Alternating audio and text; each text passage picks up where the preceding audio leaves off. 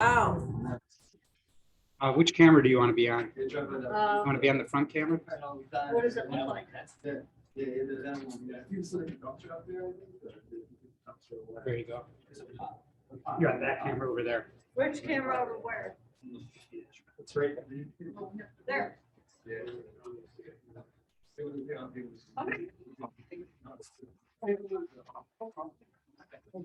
So welcome everybody to a special edition of How to Tuesday. It doesn't be more with me talking. Weird.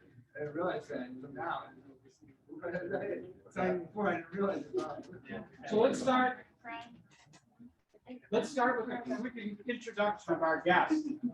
How many of you have worked with or seen or heard Doris speak before? That doesn't leave too many. So Doris is the #1 real estate agent in Joplin, Missouri. She's a multiple Keller Williams Market Center owner. She started working at the front desk of her real estate office and ended up owning the place and then converted it to a sucks. That's my story, and I'm telling the story, so too bad.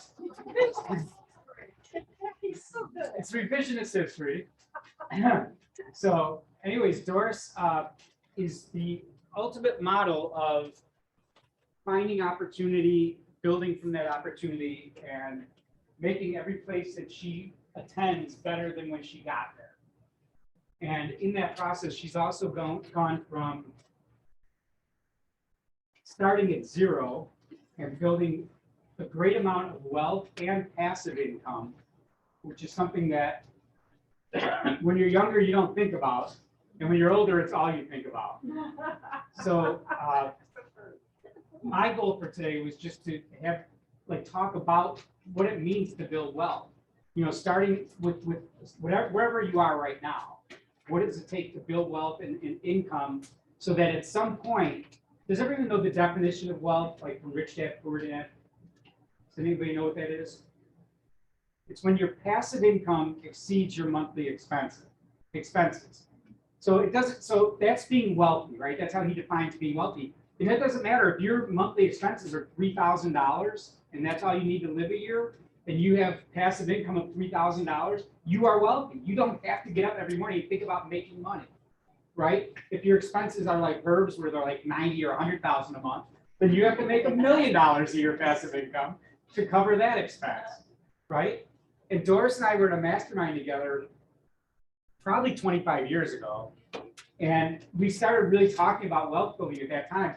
And she said to me, I need to have 80 to 100,000 a month to live the lifestyle I want to live. 77. Okay, 77, I've upped it. For inflation, you have to have inflation. So 77, she's like, I have to have 77,000 a month to live the lifestyle I want to live. Passive income. And all the years since then, whenever we're doing anything, that's really been her focus, is how to create, like, if I buy this property, how much does it add a month? And then she just kept building. And then what number did you get to?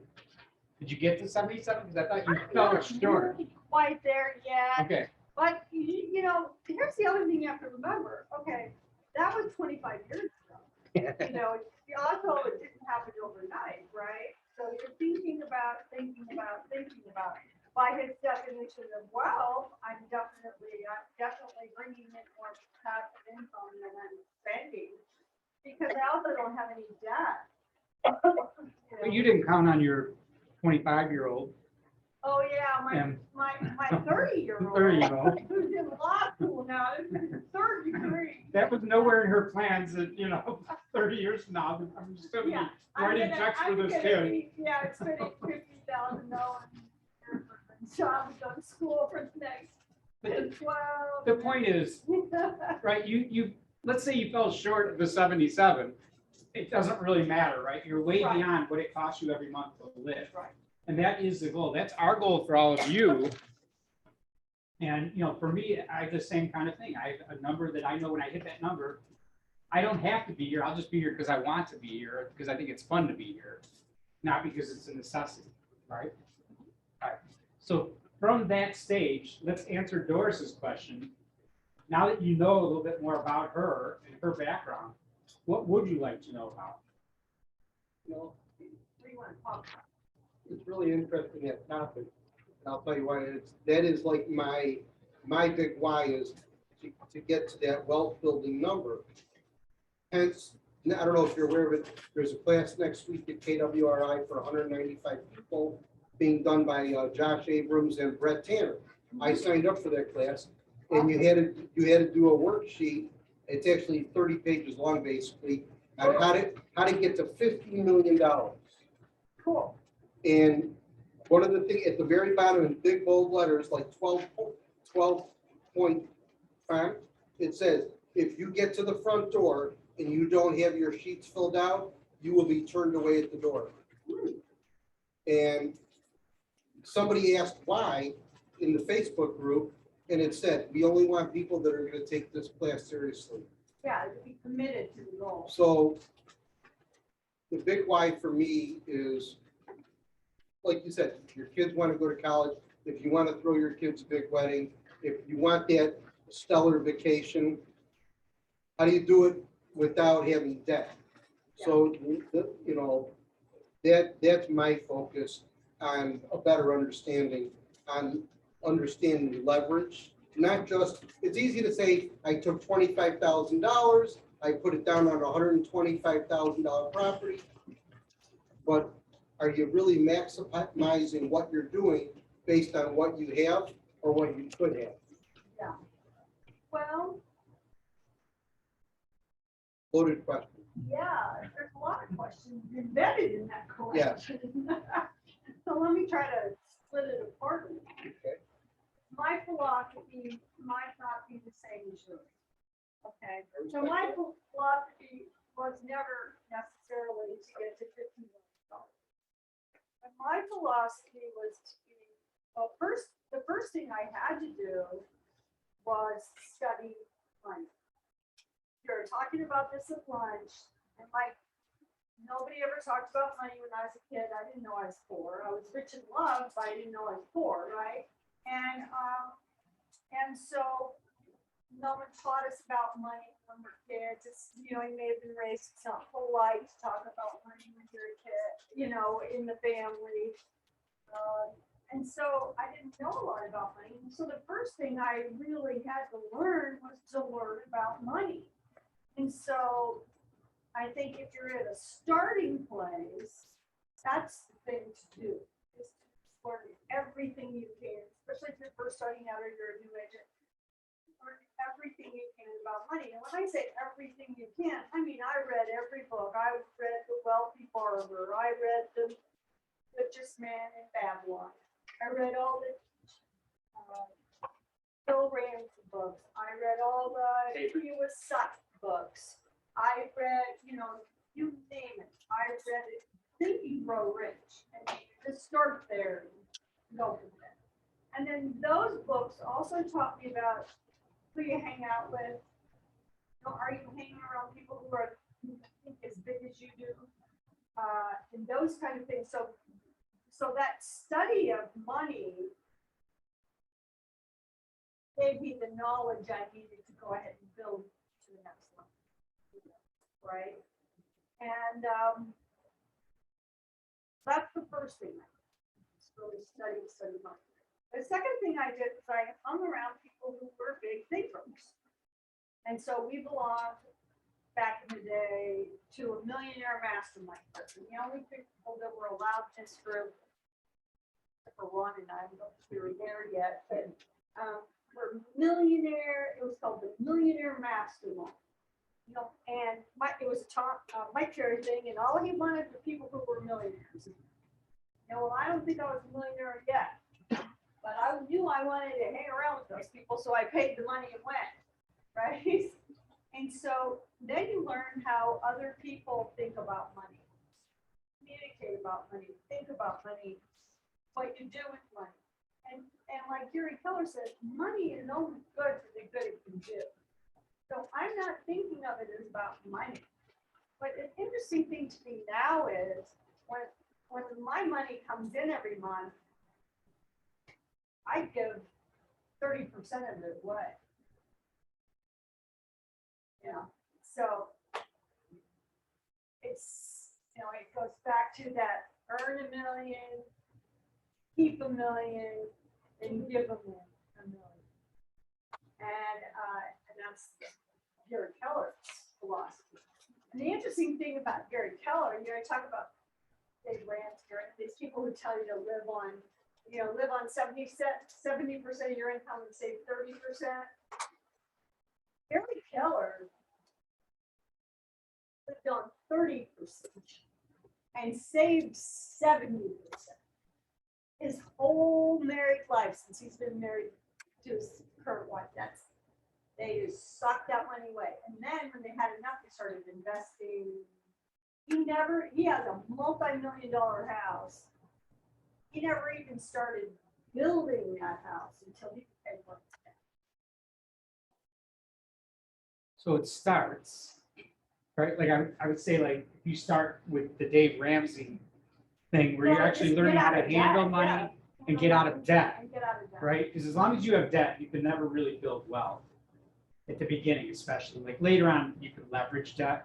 At the beginning, you have to get rid of the debt because it just makes you a slave to that expense. It makes you a slave to your car, or I know unfortunately, a lot of people think using a credit card is okay. Really carrying any balance on a credit card is a nightmare because you're literally paying interest on food that you already ate and it's gone, or on some thing that you sold in your garage sale and it's long gone, or whatever it is. So you've got to, that's why Dave Ramsey's so powerful. And then you get to a certain point, you realize that you don't need Dave Ramsey anymore because you created those habits. And then moving on from that is the next stage towards wealth. But you've got to get that first part first, which is you just got to learn how to handle that basic money. And Richest Man in Babylon, I remember when we read that, we were like, oh, this is the greatest book ever. And it's only that thick. And it literally, you read it in an hour and a half or 2 hours. But every one of those books has big principles. Right.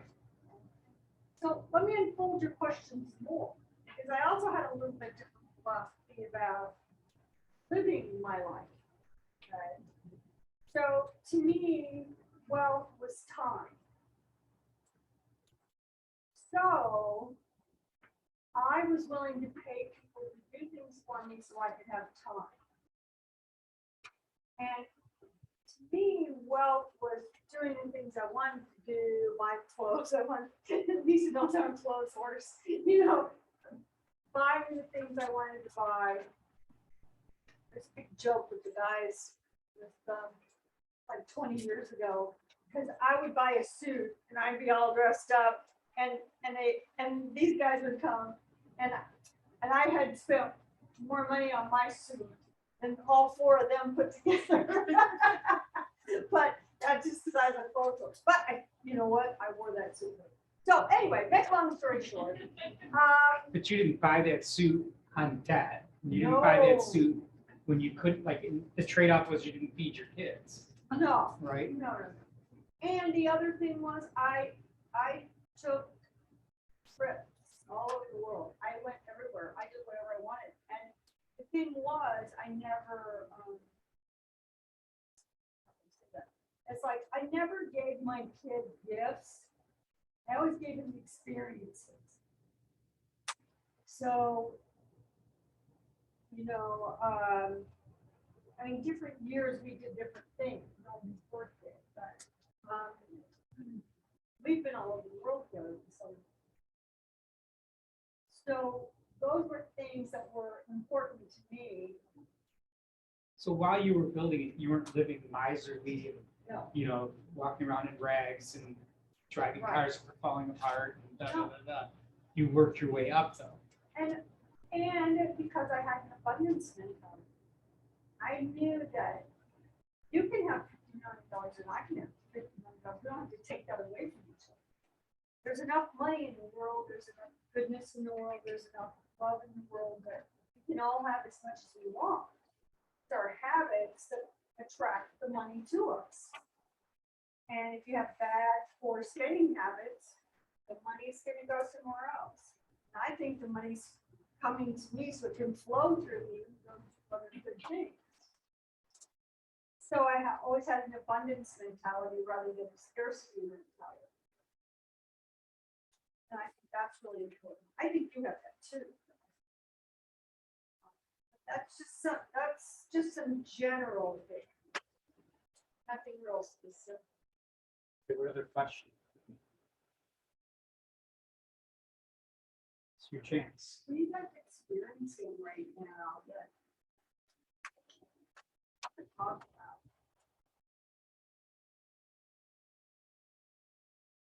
Yes. What is the best vehicle? Whether it's financial, but like multiple, it's the best vehicle, it's the best thing. Okay, that's a great question. Well, first of all, it depends on the person because their comfort level, right? And so there is that. And then the other thing I would say is I was always a big believer in putting my money where my mouth is. So because I sold real estate, I thought it was important to invest in real estate. So, but I wasn't a big huge go out and buy everything real estate investor. I bought one thing at a time and I kind of learned to manage it. I mean, my first house that I bought was $1,000 down to the owner finance. You know, and I had to, then I rented it out. I got comfortable with that, and I went on down to the next one. You know. Could I have 10 of those, please? Yeah, don't you wish we had a few of those now? We may have those coming back, so don't worry. So anyway, it's something I took on, and then I also saved money. And I also, you know, there's things like that are kind of interesting. Like, I didn't drive a new car every year. You know, I always drove a Mercedes, so it would take me a long way, and I would drive it until 250,000 miles before I get my new one. You know, and that's a long time. I usually had my cars about 10 years. I wasn't trading a new car every year. The only time I ever leased a car was the year I had cancer, and I thought, well, I don't want to spend a lot of money on something if I don't know what's going to happen in a year. But then in 3 years, I ended up buying that car, and to this day, my husband still drives it. Frank Mercedes, but you know, it just I think there's ways to be frugal and save your money. I think there's ways to spend money, and I always use leverage when I bought real estate. Like, you know, I'd say I would, what I do is I buy a house, and let's say it was You all see 100,000. this? Okay, and I put as little money down as I could. So if I was an owner or a banker or whatever, I'd put as little money down as I could. And then I would rent it out for whatever my payment was. So I always covered my expenses. And then as the years went by and the rent went up, I kept that money that I never took any money out of it. I just let it sit there in that LLC. I just let the money sit and accumulate and pay that property off. And I had everything on a 15-year payout because I figured in 15 years I'll be sending my kid to college. Who knew I was going to send him to college for 10 more years after that? But anyway, but I left everything in there. I never took it out because I didn't need that to live on because I was selling real estate. And then my real estate income. You know, one of the things I think that is so underrated is profit share. I mean, I never recruited anyone to Keller Williams that I didn't think it was like the best company on the planet for them. Just knowing them, and just telling them about my experiences and telling them about the opportunities. I never ever, you know, tried to talk somebody into coming to Keller Williams so they would do my profit share. But now, I mean, last month our profit, mine was like 6,000, it was 600, something like that. Like 6,000 a month just in profit share. I have maybe 22 people in my front line, but they recruited everybody after that. 6,000 a month's a lot of money. Especially when you have no expenses. Because my house is paid for, my car is paid for, you know. Not that I do anything with it, actually. Last year, we probably gave half of that away, you know, but I mean, that's another avenue for wealth. And then trying to be a savvy business person and help others be successful. That was important to me, and so I made money that way by owning businesses. And what we were taught a long time ago, Tom Ferry was my coach, a long time ago, before there were any coaches around really at maps or anything like that. Tom Ferry was my coach, and we just had this whole plan that like, I was gonna have 7 streams of income, and I was going to have $77,000 a month coming. That was just the number, my favorite number was 7, it would just pick that number out of the air. Yeah.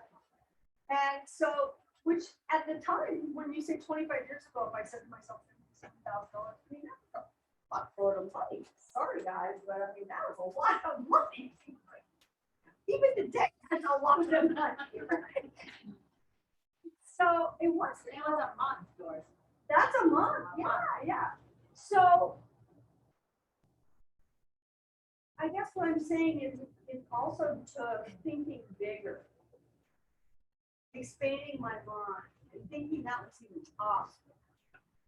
I think that's what holds most of us back from many things that we do. We don't really do.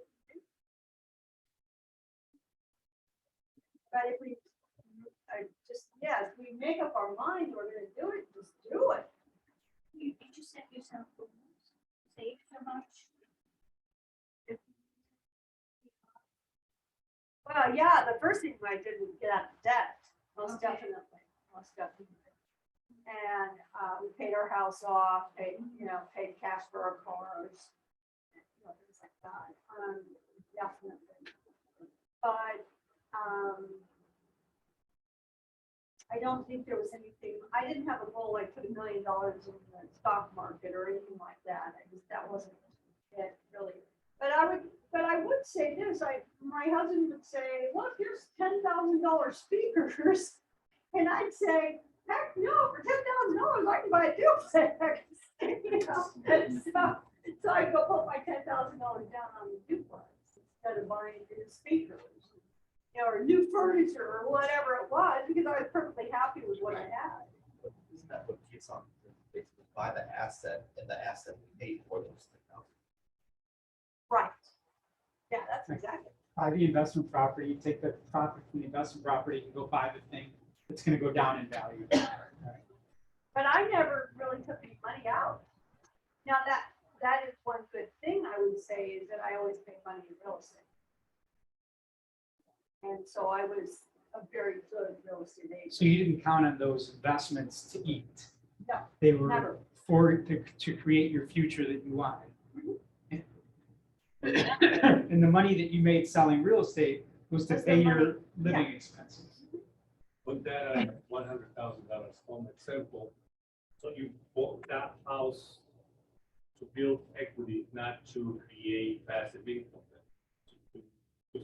Well, that's exactly right. Because I used the money to pay down the loans. Now what do I have 10 years, well, actually 20 years later, what do I have? Passive income that only cost me the down payment. So now I have a set of 4 duplexes. So that brings in $8,000 a month just there. And I don't know anything on it. I spent all those years, I just let the money sit and pay for themselves. I thought that I would sell them one at a time to send my kid to college, but as it turned out, I had made enough money I could afford to send them to college, so I didn't have to sell them. And now I'm at a time in my life where I'm selling 2 things a year. I want to get less and less. 2 of your properties every year. A property, a business, and a real estate partnership, whatever assets. I have 2 assets a year I want to sell because I'm not really earning any more money in real estate. So all of my money now is passive. After you sell those, say, assets, what are you putting those things in? Are you putting them into something else that is passive? If we were just saying, I'm just gonna put put that money. in the Well, bank. right now, I'm putting it under my mat. No, I'm kidding. Right now, I feel Her like, mattress is like this high off the ground. no, I just like, for example, I just closed on a house. And I put $175,000 in the bank and it's just sitting there. And right now, I'm gonna let it sit there. I'm not gonna invest it in anything right now. No, I just curious, because I know that, you know, money sitting at the bank is losing. No, inflation has been. Yeah, I know. Record high, I think, 0.5%. I know. You Bank. didn't have to. Huh? But also think of how old I am too, right? So if I have at the most 20 more years to live, maybe, what do you think? Think 40, we got another 45 20 more years. Well, you might have 45 years.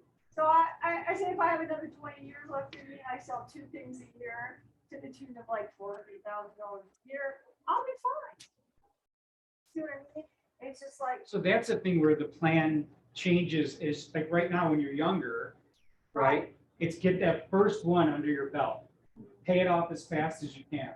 As soon as you save up enough money to buy the second one, do the second one. You don't worry about like getting No. rid of assets or moving them Well, I around would say later. I did disagree with Dave Ramsey in one case, and that was I always leveraged my rental properties. I paid off my house I lived in, but I always leveraged the rental properties. I let them pay for themselves. I But you didn't. didn't keep Pay them them, off. you didn't keep them leveraged. You paid them off. Yeah, well, what I paid them did down was, with the or rent. either that or well, when I first started out, I could afford to buy cheap, crappy property, right? And so what I did was once I had a little bit of equity, and then I tax-free exchanged them into something nicer. And then I tax-free exchanged them again into something nicer. So now because of my age and everything else, I didn't want to hassle with that shitty properties anymore. So I leveraged that in a way too, so that now all I have is nicer properties, all brick, maintenance free, that kind of thing. So I used that as I built my portfolio. And then, yes, I did invest in other things, money, stocks, bonds, government bonds, How did you choose? loans to companies. I was like we've been micro lenders before. Make good interest. You said you would pay 30%. Oh, my That's God. another 30%. Wait, he gets 50%. Yeah. Then I get the rest. And then that 100% of my rest is when I say I get 30. Oh, okay, so I'm like a big donor to like KWers. I'm a large donor to my church. I wrote a check last week to World War II veterans, Salvation Army, public television, all the things that, need philanthropists to survive. I am in a philanthropic organization in my community. I just made a 5-year pledge for a new art center in my community. There's a million ways to spend money. So yeah, it sounds like a lot of money, but it goes to a lot of places that do a lot of good. At the beginning, were you more strategic?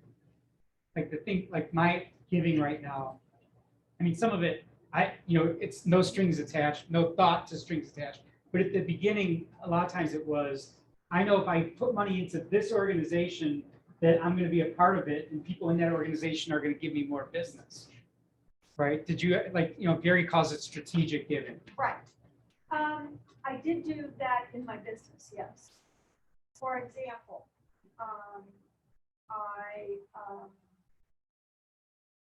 if I gave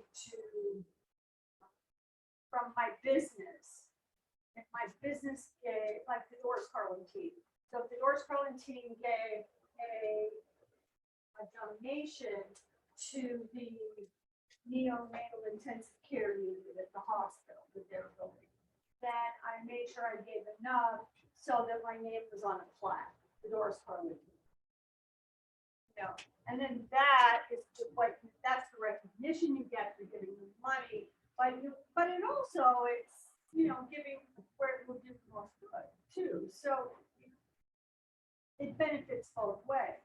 I think, yes, if you sponsor something, you may sponsor a vacation Bible school or something in the park or whatever, I'm always a big believer in that. Is that part of your 30% of your money sponsor? Used to be, but not now. Yeah, not anymore, because I don't need the publicity anymore, because I'm not really selling those. So I would sponsor Little League and not just hand them a check and your name's on the shirt and it doesn't mean anything. I took the whole team at their first victory. We met at Dairy Queen and I bought all the kids and their parents ice cream, right? That was strategic. Like I spent the money, but also I showed up and they knew who I was, right? And when we were in Indian Guides, like I would donate to all kinds of cool stuff we did in Indian Guides. And that's what I'm saying, like be real strategic with it. When like now, I'm not saying it's unlimited, but it's a lot bigger money and you just give to something because you think that's important. You have a million opportunities to give to a million things that are important. It's unlimited. So you might as well give the things that are important, but also give you more money so you can give more money, right? It all builds on itself. At some point, you can be just like, I don't care. I'm never going to, it's like handing a stranger money on the street, right? You can hand somebody a $50 bill. The odds are they don't know who you were and you just walk away, right? That there's no strings attached. I'm not expecting, not that there's other strings attached, but I'm not expecting anything.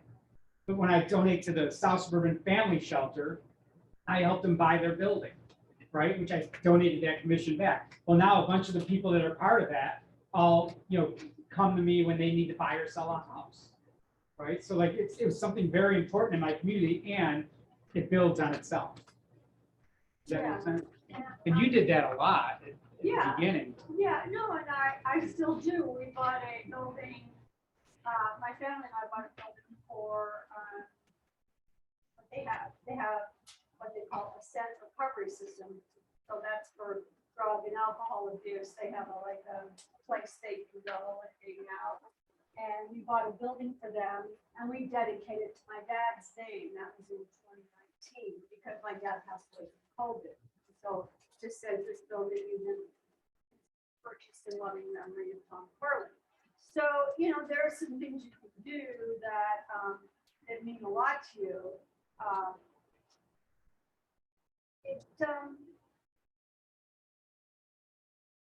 It's all about your local community too. Like when I give to the Salvation Army, I look and see who sent me that receipt. Because if they sent me the receipt from Washington, D.C., I'm going to tear it up and put it in the trash. But if the Salvation Army in Joplin, Missouri sent me something and said, you can feed 4 families for this much. And I'm going to fill that out because the return address is Joplin, Missouri, right? So that's me being conscious of putting money back into my community. Not for the recognition, because I want it to stay there and help people in my community. And that's the same way with my church. They do a lot of work for poor and needy families in our community. There's not a lot of services to that other than governmental services. So I donate to that. Those are the kinds of things that you want to be passionate about, whatever you give. And it doesn't matter to me. You can give to a political organization. That's not tax deductible, but if you're passionate about it, that's what you should do. Or I made a donation to my daughter-in-law's name because she's very passionate about Planned Parenthood. Things like that. It's just, it's what you are, it's what your heart wants you to give to. That's what you want to give to. Yeah. So we have a lot of new agents. Yes. So we could go back Yeah. to your beginning. Yeah. What are some of the things that you have to get over to, you probably wanted everything that you have right now, but you couldn't have imagined everything. Never. So what did it look Never, like never. for you in the beginning? And how did you push through some of the, you talked about mindset. How did you push through? And then, I'm sure you've seen, ups and downs in the real estate world. And so how did you push through and say, and continue to say, I want to be in real estate. That's what I want. Yeah, sure. Well, I think real estate is the kind of business you always have to be passionate about it to be in it, because, there are too many ups and downs, right? But what Ron did say was partially true. And that is, what happened when I was in college, my mom had a real estate license and she hated real estate. She was not a good agent. She didn't want to be an agent, but she got her license so she and my dad could invest in real estate. That's how that all started. So I needed a job during Christmas break and summer vacation. So she got me a job answering the phones in her real estate office. And that's how I got started in real estate. And so I just answered the phones and then pretty soon they say, hey, will you help me write this ad? And there was no here that were writing for the newspaper, right? And then they would say, well, would you go collect these rents from these, could you go knock on these people's doors, tell them their rent's due, and pick up these rents? And by the way, pick up my kids from ballet on the way home, And I just did anything around the office that they asked me to. And I could see by doing that for an extended period of time that there was a lot of different elements. I had really done kind of all the inside jobs in the real estate office. And when I graduated from college, they said, well, will you come work for us in real estate? And so I did that, and I did property management. I did pretty much anything they asked me to do. They had invested in real estate. They were great role models. And what happened was one day I kind of woke up and looked around me, and I see all these agents who are, quite frankly, making 10 times the amount of money I'm making, sitting there answering the phone. And I said, what are they doing that I couldn't do? So I think at that point, I just thought I could do anything. When you're young, you can do anything. So I thought, well, if they can do it, I can do it. So let's give it a shot. So I went and got my real estate license, and I started selling real estate. And that's basically what I did. I sold real estate. But at that point, I was still a little immature. I really wasn't thinking about money. I was just going out, doing what I learned to do in order to get business and sell real estate. And then when I moved to the Midwest, prices were so much lower, I realized I needed to sell 10 times more houses than I did in California in order to make the same kind of money. So I really had to hustle more. And it was at that point that I really needed to, I knew I needed to increase my sales skills. And that's when, out of the blue, probably Matt or Tom called me on the phone and said, hey, you want to come to my theory event? And I did, and that really opened up my world on the mechanics. And that's what's so beautiful about Keller Williams is because there's so much training, so much coaching, so much systems and models that you sit down and follow. That that really was what helped me. There wasn't even any coaching then. I would just go to the seminars and learn how to list property and learn how to sell property, just hone my skills. How far into your career did you do that? Did you start doing those classes? Probably in the first 5 years. Yeah, it was in the first 5 years. And then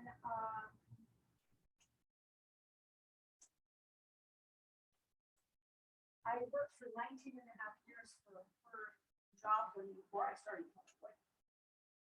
I was in part of a lot of agents. Before Keller Williams was really on the map, they were still mostly in touch with me. How do you think, had you gone to one of the ferry, whichever one it was, Tom Ferry, if you would have done that from month one, how far ahead do you think you would have been over the first 5 years? Well, you don't know what you don't know.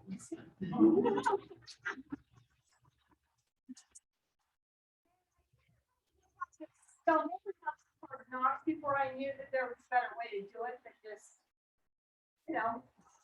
They showed you a better mousetrap. yeah. And I think it's a lot like Keller Williams itself. that people who start at Keller Williams can't even appreciate that, like what all is here, because that's all they know.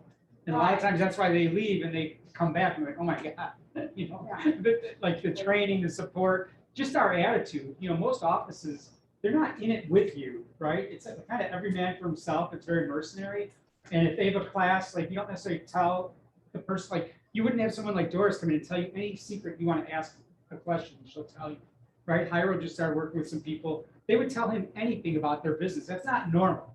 In real estate, everybody acts like they're an island, like, you know, this is my name, like they have to protect something from everyone else. That's not Keller. Like our thing is like, if I'm going to teach you to take market share, you're not taking it from me.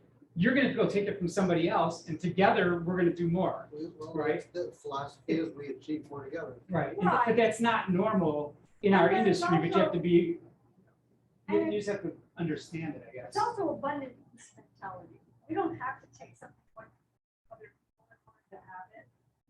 Because there's plenty for everyone. Yeah. You know, and that's the abundance mentality. And so many real estate companies have scarcity mentality in that, you know, we've got to have that client or that, don't steal that client from me. So, yeah, Yeah, I just think that's a big I part don't, of it. I don't know what I don't know. No, I'll tell you what I don't know. I don't know anything about tech. Don't ask me any tech questions. My daughter-in-law told me I was really obsolete. I didn't know how to get on Instagram or what's your TikTok. That's it. Let's do. I don't know how to do that, but because I'm on Facebook, she goes, "Oh, I don't even do Facebook anymore." I'm like, "Oh, great! I just now learned that." We got a guy here. Where's Tommy? He's gonna teach you about TikTok. You can tell about TikTok, so I can keep up with my We actually had a daughter-in-law. TikTok class, didn't we? Yeah. So anyway, but what I would say is that as you grow and as you learn more and more and more, I was also very tenacious, and I also did the actions. I didn't just sit in the class and learn. I sat in the class and I wrote 5 things on a piece of paper that I could walk away from here today and go do. And then I'd go leave the class and I'd go do them. And I'd implement, whether it was calling 5 people a day or writing 10 notes a day or whatever it was. I would leave the room and I would master those 5 tasks.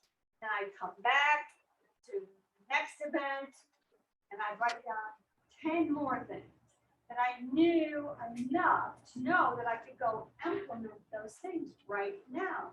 So that I would take those 10 things, but then Mike Ferry stand up here and read 1,000 things.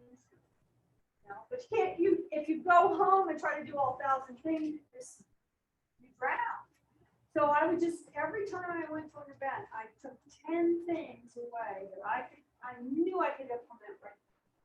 And I had the tenacity and the mindset to go do them. And so then I do 10 more after I mastered those, and 10 more after I mastered those, and then 10 more after I mastered. The other thing I did was the first person in my town really ever to have an assistant. I mean, talk about team, there weren't any teams. The team was really small. But I had an assistant, and at first I couldn't afford a full-time assistant.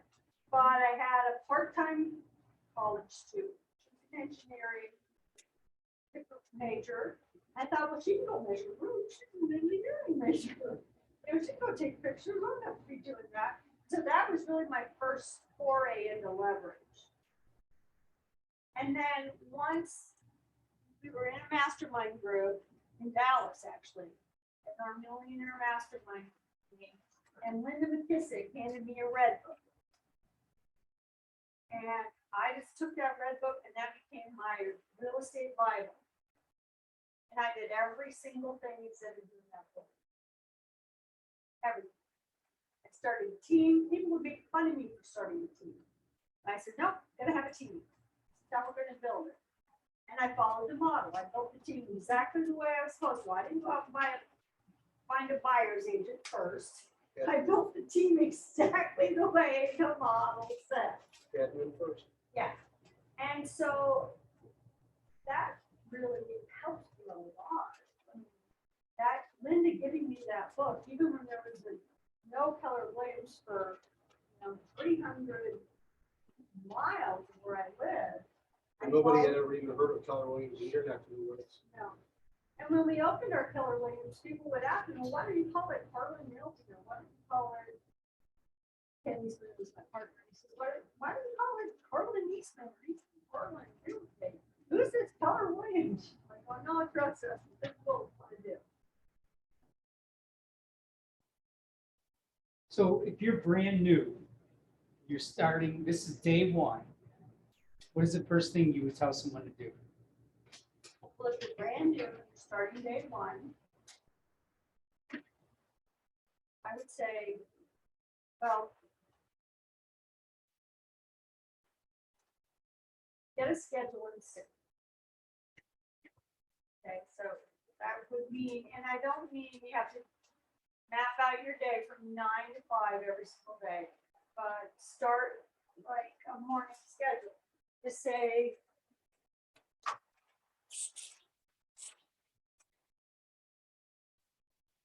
at 9 o'clock, I'm gonna do this, at 9:30, I'm gonna do this, at 10:30, I'm gonna do this, 11:30, I'm gonna do this, and that's the morning.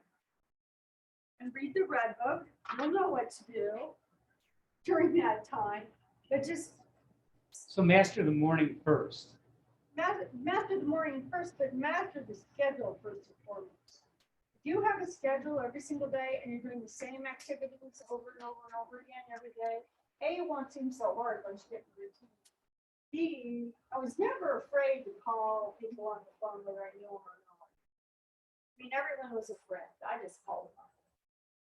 And in a smaller town, you can kind of do that because you have a little bit of a reputation. Oh, I know who you are. I don't want any real estate today.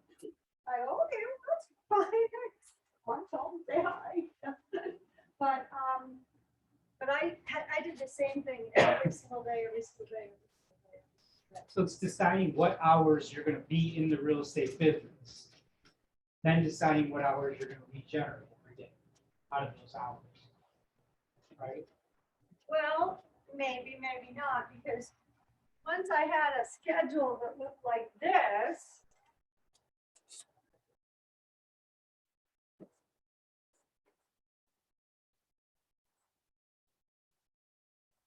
Okay, well, actually, this is fine.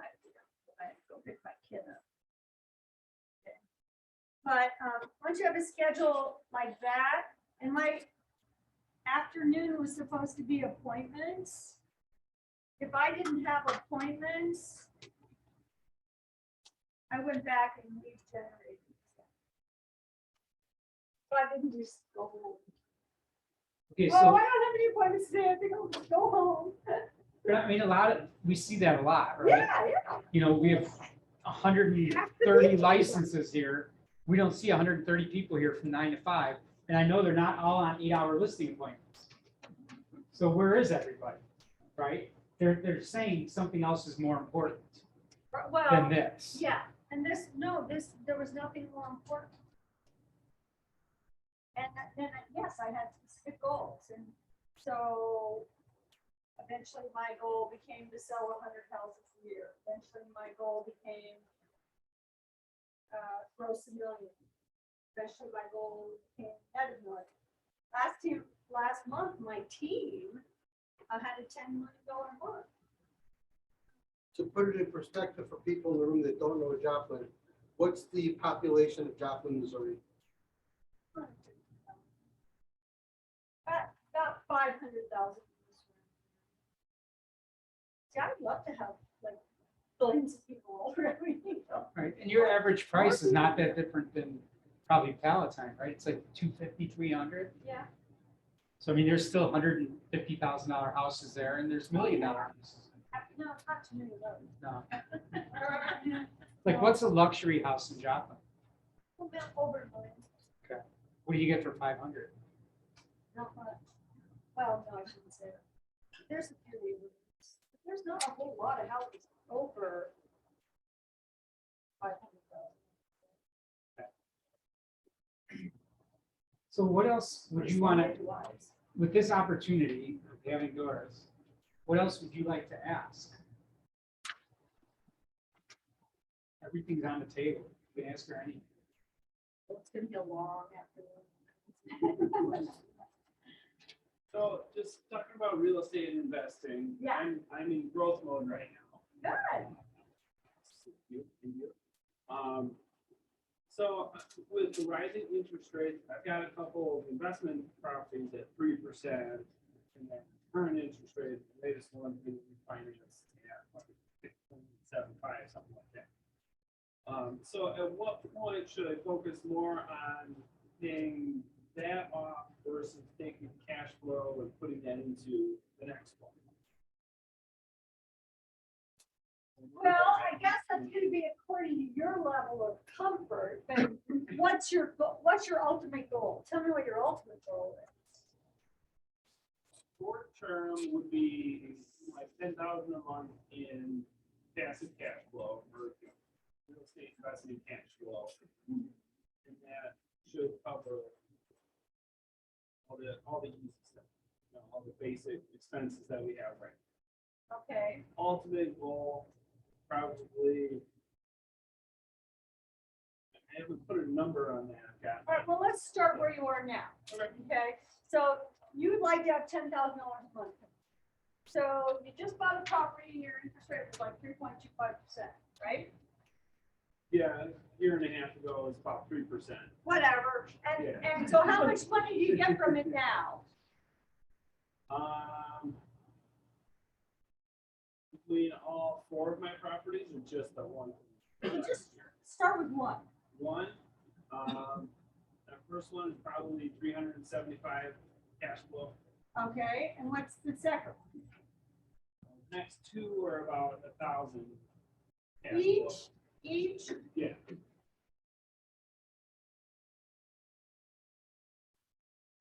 Okay. And you were ready to buy the fourth one? Fourth one I have, and with the refinance, should be about 450 cash flow. And what are you refinancing it for? I bought it with private money, Oh, okay, so you rehabbing it and refinanced then it, cashing them out. got it, and you're cashing them out. So right now, how close are you to your goal? So it's gonna be like 27.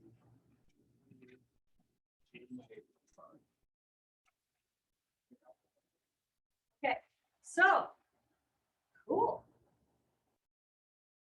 But you're almost there. Now, whose property are you managing now? Okay. How much time does that take? I haven't run into too many issues, not a whole lot. Okay, okay. So you're not paying a property manager, you're keeping this money. Yeah. But it's not taking up more time than $375 a month, right? Right. Okay, so how do you get a couple more properties that bring in 1,000 a month? Just gotta keep my eyes forward, track them down, market right in that neighborhood, get a couple more of those duplexes. Okay, great. I love duplexes. And then, how are you financing them? Conventional. Okay, so now ask me the first.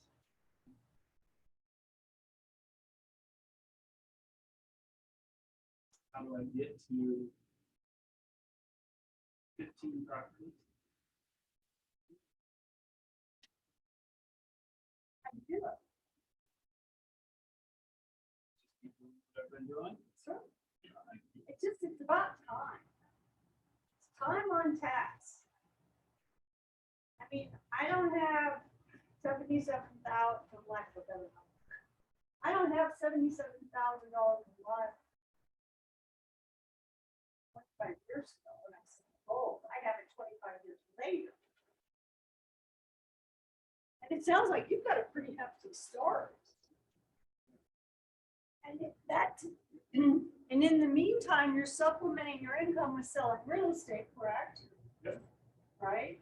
Yeah. So I think if you took your money from real estate and fed your family, paid your bills, and everything that's left over went into a pot for real estate, and you just keep doing it. Well, keep acquiring versus paying down. 6.875 type of thing. Well, what's your ultimate goal? Because, you know, quite frankly, I don't know how expensive these properties are, but you could take this 285, Every 10 months. yeah, and pay these all off and only have 4 properties and eventually get to 10,000 a month. Is your goal to own more properties or to have less work or to have more cash? See, there's all different ways to go back. Every 10 to 12 months, you'd have enough money for a down payment based on that number. Yeah. That would be my focus, Yeah. based on that formula. Yeah, I mean, there's a lot of different ways to look at it. And eventually, in 20 years, you have $20,000 worth of income. You keep all those properties Yeah. and let them pay for themselves. I mean, you know, if you never took any money out of them and you let this go back to the principal, you'd get there sooner than later. Or like Herb said, if you took this money and socked it away, then you'd have another down payment for a 5th property. The idea is for you to keep as little of your own money in here as possible. And then eventually it will pay you. If you don't need the money now, don't take the money now. Does that make sense? Leave it there. Let it reinvest itself. That's really, I think clearly defining what this money is for and what these investments are for is really important, because right now you can make it so you work less hours and you're home with your kids more, but you're literally stealing from the future when you have the most. If you ask Herb or Doris or myself how much energy we have to go on a listing appointment and conquer the world and blah, blah, blah, blah. Today, when we're in our 60s versus when we were your age, it's a completely I different got 2 number. months before I hit 60. I got 2 more months. So maybe. I think, and this is from me doing it wrong, okay? I considered some of that money for me to live on right then. And I wish someone had told me, just leave it the hell alone. It is for your future. And right now, like, my net worth would probably be double what it is, right? If I had not spent any of that money and I had let it accumulate, and I earned enough money selling houses to take more of that money and invest more of it. Instead, what happens is you take the money from the investment property, so you work less and you have less, and then you're using that to eat. And that, as soon as you buy food with it, it's gone. As soon as you pay for your kids' school fees or buy your kids' clothes, whatever, that money is gone. Yeah. When you take it and do what Doris has done with it, it accumulates and builds, and it literally makes it so when you're 50 or 60, you can just be done. I mean, it depends on your drive. You may choose not to be done or not, but Right. to be in a position to be done is really nice. And so I think someone like with your skills and everything, you could go out and sell another house a month or 2 houses a month with almost no effort, but without that much work. Take that money, spend half of it to eat right now, spend the other half to build this faster, and let this accumulate and pay itself off. And you'll be way better off. My goal, personal goal, was always to, so this was my why, if you will. And so to kind of figure out what your why is, then it'll make it a lot clearer for you in terms of your focus. But my goal was to put my kids through college debt free. So I never took any money out of there because here's my thinking was, well, when he gets to year 1 of college, I'll sell this property and pay a first year's tuition. Second year college, I'll pay this year's tuition. Third year college, I'll pay this tuition. 4th year college, I'll pay this tuition. That was my why. Okay. Now, as it turned out, I was blessed enough to pay his first 4 years of college, his second 3 years of his first degree, and now he's in law school, which is really expensive. But when my kid graduates, it will be debt free, and I haven't touched it. And now I'm selling 1 a year just to kind of downsize, if you will, because I just really didn't want to take the first properties over. Chasing down the rent and all that. I wanted to be done with it. And that's just my There age. you go, Scott. You could buy her properties in Joplin. Yeah, I mean, but that's just my age, because I don't have the energy and I want to do other things, right? So I don't want to work anymore. So I'm selling one property a year, putting the money somewhere. I haven't decided where, but for this year, it's gonna be cash. And then I still have the other properties. They're only appreciating in value. And at this point, I don't know anything on Well, tonight, I have a great idea for you. it. All right. So It'll again, save you figure paying out what your taxes. why is. Do you have kids? You want to send them to college? You want to get them started debt free? Do you want to buy them a house when they get married? I mean, or maybe you want to take your wife on a round the world cruise, you know? Or you want to take a month off and travel the United States in a big van with your kids, you know, whatever, you know, but whatever it is. I mean, we had some friends who did that. They took a year off. They bought this fancy camper thing and they traveled the United States and Canada with their kids, their 7 and a 9-year-old, I think it was. They And homeschooled them. They homeschooled them and they went everywhere. That was one of the people in our millionaire real estate group. That's back when we were a lot younger. We all had younger kids, but I mean, that's what they did. I have a question about building, and I don't think that I'm still relatively young. So I was just wondering, is there any real like saving money? Would it be a better idea to invest it elsewhere? Save. Well, again, you're young. And you want to save investment. So yes, I would invest in real estate. Would I necessarily invest in the stock market right now? I don't even think Powell II would tell you to do that. But invest in real estate, sure, because you're young, you have a lot of time on your side. I've invested in real estate because I felt it was really important. I was selling real estate. I wanted to put my money where my mouth was. I started selling to investors. I said, look, this is what I've been doing with my investment properties. As a matter of fact, I have a $700,000 deal closing next week because I was telling one of my girlfriends who owns a bazillion duplexes.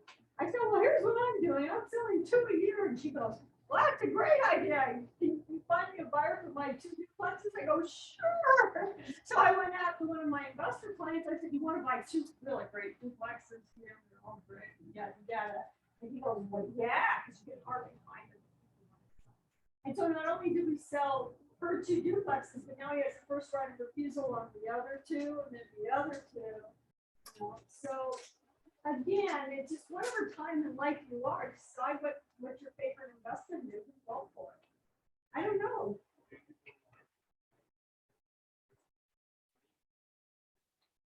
I do believe in diversifying your money, yes. I do not have all of my eggs in one basket.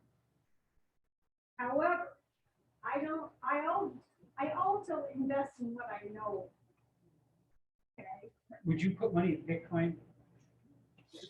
I wouldn't put money in Bitcoin because I don't know anything about it. You know what I'm saying? But I have my goddaughter has bought Bitcoin and done very well with it. She's 27, but I don't know anything about it. So I stay away from investments I don't know anything about. The other thing Gary talks about a lot is having your investments. So when you buy stock, the only way to enjoy the benefit of what happened with that stock is to sell it. Right. So now you no longer own that stock. When you have real estate, it throws off income. If you have investment in businesses, it throws off income. Try and find things that pay income that you can take and reinvest. Especially, I think, when you're younger. Or stock and dividends. I was gonna say, would you count a stock that pays a dividend As Absolutely. yeah, you're right. Now, a lot of them do and a lot of them don't. Like, there's some different things. Like, I belong to an investment fund. And right now, we just bought ChargePoint. You know what ChargePoint is? Yeah. Okay, so we bought stock in ChargePoint. We doesn't pay any dividends, but I think I'm very excited about the future. And then the other thing we bought, Tell them what charge point is. ChargePoint is the guys who make the it's like a gas pump, only it's electric for electric cars. Like Tesla, big news. Yeah, no, Tesla has their own. ChargePoint is different, but it's for electric cars, and they have them everywhere, even in Joplin. got a roll. So they think they're gonna be the Amoco of Putting them in pockets. car charging. Maybe, I think they did. yeah, so we bought stock in ChargePoint because we thought that was really good. We also bought stock in Tilray, which it's marijuana, and I don't know if it's gonna do anything or not, but it's. She'll feel good. Future. Well, no, I just bought the stock, I didn't buy it. I thought you said stuff we know. Which company? Called Tilray. But anyway, and I don't know those things as much, why not? You can have some fun with it too. Well, we do the research. I mean, we did the research before I got the whole money. Well, we also own Microsoft and Google, and we also own tried and true companies like AT&T and a lot of. Well, we do our research before we spend our money. So in Richest Man in Babylon, they talk a lot about, create the income, invest in things you know, and then keep an eye on it, protect it, right? And don't hand it over to somebody else who proposed that they're an expert in some other field, right? Because here's a problem, and I think this especially in the stock market, everyone's an expert. Like literally, if you're putting gas in the car, someone will give you a tip on some stock to buy, right? And the guy that I use. You don't invest in stock. No, so the person I use to invest in stocks he was my best friend literally since the crib. We lived 3 doors away from each other when we were born. And he's still one of my best friends. And he researches 5 to 10 companies. He does Warren Buffett's thing. You research 5 to 10 companies every year. You get to know who the CEO is, what their track record is, et cetera, et cetera, et cetera. And then maybe once a year or twice a year, they'll say, I think we should do some of this. Most of the time, he's like, no, put more money into this one, put more money into this one. And, we've had a few losers, but for the most part, it's been great. Because I don't think I'm an expert at that, right? I do think I'm pretty good at real estate. Well, we got a few losers in real estate. Yeah, well, it's 2 out of 10, right? Yeah, once we put $10,000 on a condo in Myrtle Beach that never got built, It's 2 out of 10 are going to be absolute failures, no matter how smart you think you are. Yeah. No matter how much research you did, no matter how much with real estate. That you checked it, you had someone look at the roof, you blah, blah, blah, blah. You close, and 2 weeks later, the furnace and the central air and the roof all go out at the same time, and you're an idiot, right? Yeah, you go from being this brilliant investor to being completely stupid like that. The cool thing with real estate is if you hang on to it, you fix it, you hang on to it, time always takes care. Look at the last 2 years. The last 2 years fixed every dumb thing you ever did in real estate. Instantly. Right? So Really, I would say most important thing is to start somewhere and do a little bit incremental. Because even if you just put $50 a month away, in a money market, and 50 is $5 years. Dollars, right? I just have a quick question. Let's say you want to start, okay, and so to get that first house, like I live in my own home, but I'd like to buy one. What would be the best way to go about this? So you have to have a lot of money to go buy a second home, or what's the process? Well, okay, first of all, what is your goal? I'd like to know, what is your goal? Do you want income? Do you want investment? Well, I want to do like timeshare. Oh. Wait, I'm sorry, Airbnb. Airbnb. I'm sorry. Airbnb. which is also very risky, Short-term rental. Correct. which is also very risky. That is? Yeah, I'll tell you about this. Not a good story, but Jonathan and his partner just bought, Jonathan Lee, his partner just bought an Airbnb down on the famous bicycle trail down in Southwest Arkansas, one that they practiced for the Olympics on. Beautiful house, paid $550,000 for it, fixed it all up, furnished it completely, been renting it out like a ball of fire. And the neighborhood doesn't like it, so they all got together and put a restriction on the neighborhood that you can't have it. That's the risk, is That's the risk.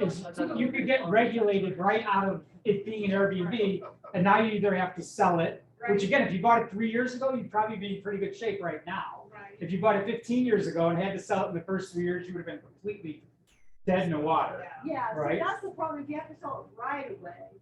But long term, it is a little, well, here's my philosophy. Every time someone moves in and moves out, it's hard to own the house. Okay? Yes. So imagine what a house is gonna be like, in, out, in, out, in, out, in, out, in, out, constant. Right, so unless it's on the beach, and you plan to be there, like every week for your own benefit, then I'm all for it, we'll go with you. But I think, think about if you have a nice, long-term tenant, like in most of my duplexes, for example, my average, I have older people, and my average person's been there. It doesn't mean you can't do an It Airbnb. doesn't. That means we save one every time we travel, not that we like it so much, but you can travel to your private space, So you have to find the expert, find the area you want, find the expert in Airbnbs in that area. Yeah. Because you don't want to manage it yourself or whatever. Yeah, so So, what the market yeah. is, and you have a good management. See what covenants That's there what are really and everything pisses me else. off. They have a good management piece, and everything else is okay. It's all about the management first. Right, our partner Tony just bought 15 properties down in Springfield, Missouri, and the only reason he bought them was because of who managed them. He'll never see them, he could care less, it was just numbers on a piece of paper, Right. but he interviewed the manager, and that's what made him decide to buy them. So who's gonna run it, if you buy one house here first, or condo, or whatever, where you have some control over it, then that might be a safer, more comfortable first start. If you're gonna go somewhere out of your control, then you've gotta find somebody you could totally trust to Yeah, I control was it. thinking Orlando, only because it's got a lot of action Right. going on. Yeah. And you're always renting, I mean, Yeah. try and, Yeah. And there's actually a lot of Airbnb management companies down there. yeah, exactly. So again, I go there, I get to know somebody, I ask to talk to some of the other people they represent. Like, I would research the heck out of it before I did that.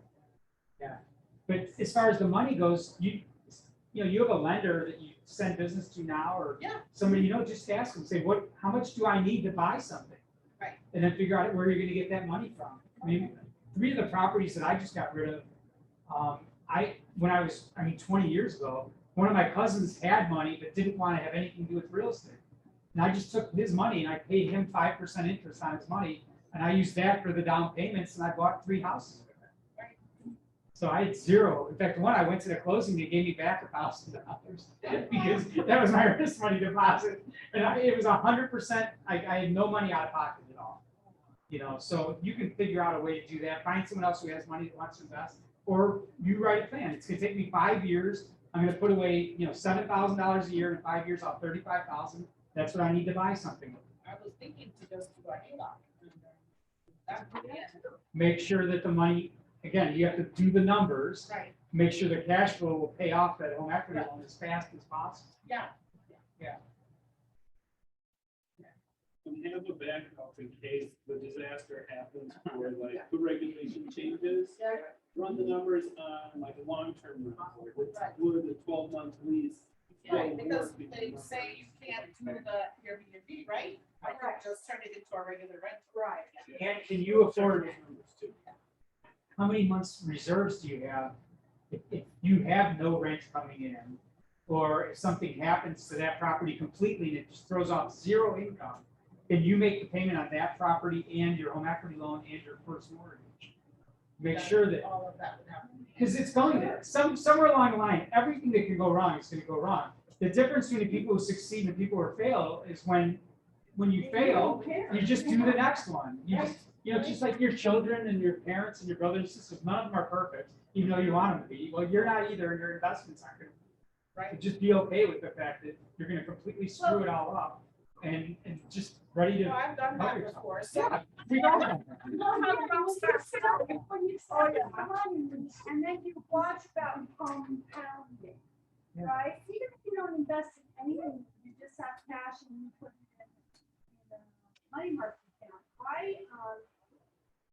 When my son was 8 years old, my accountant said I could hire him to do stupid stuff from my office. So I paid him $2,000 a year, which I put in a retirement account for him.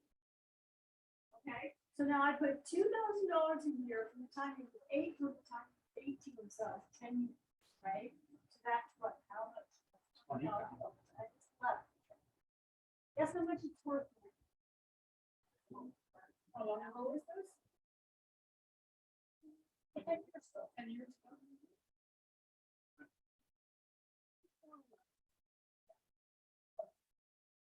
Then what? And I've never put another 10 years. What did you say the number was? It's just over 100,000. That was the money market. And that was in a, Edward Jones retirement account. What was the return of the interest rate? Oh, I don't know. I don't watch too many. I get to see every month, and I don't know why I have this, 20,000 I spent. Because you know what? I never spent it. I never thought about it. I just forgot about it. And if you're young and you have the opportunity to do that, put $2,000 a year in a retirement account after taxes. And you put it in there and just leave it, forget about it. And I mean, that's just another way of building wealth. It's just a different way of building wealth. So are we supposed to go till 2:00? Vicki? All right, so we have a couple minutes. Till 3. Till 3? 1 till 3. We can go another hour? 1 till 3. Oh, we started early. I mean, that's fine with me. I just, they're Yeah, really good for another hour. if you want to talk. What other But questions if do you you're have? bored, I mean, that's not fun If either. you're bored and you want us to go get some more popcorn and tacos, that's fine. Yeah. So the first property you bought it, order finance. Good job.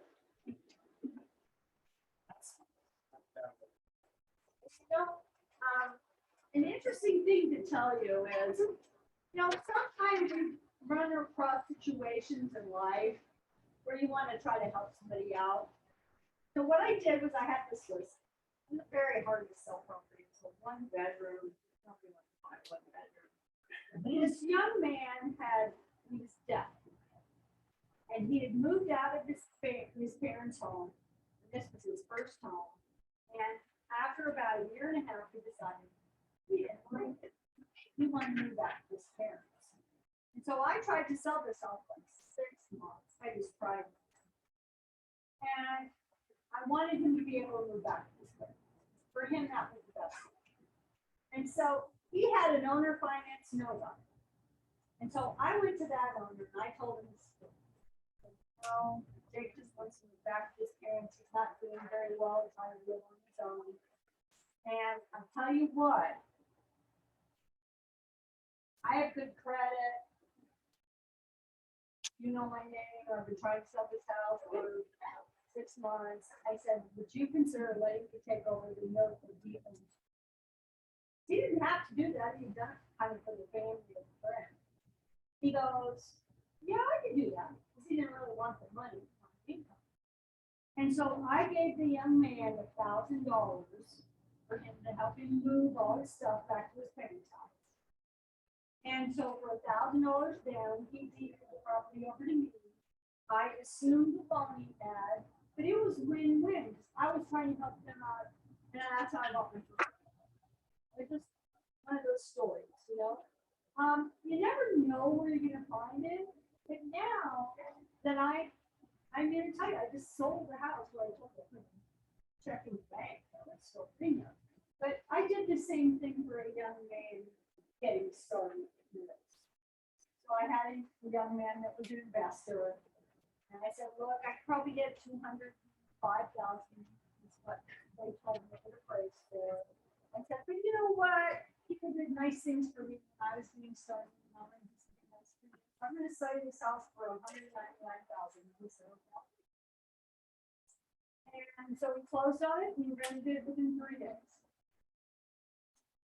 So it was a win-win. I didn't have to have full market value. I wanted to give them a win, right? And because somebody didn't need it. And then the next 3 rental properties I bought were from a guy who was like my age now, and he didn't want to mess with them anymore. He wanted to mess with rental properties. He also didn't want the money. Because, you know, if he sold the house and took the money, he got to pay taxes on capital gains, and he didn't really want to do that. So he said, well, I'll tell you what, I'll sell you this house. And he gave him like $5,000 down. And then he said, I'll carry the rest. Okay. And so after about a year of us making this absolutely stellar payments on time, no late, nothing, and always on time to him, he said, well, you know, I have another one, and it's vacant right now. The people just moved out of it. Would you like to buy another one? And I was sure. So we gave him $5,000. He sold us another one. Financed it for us. And then ended up he had one more. That's how I got my first forward. You had to be active out there and talking to people to find them.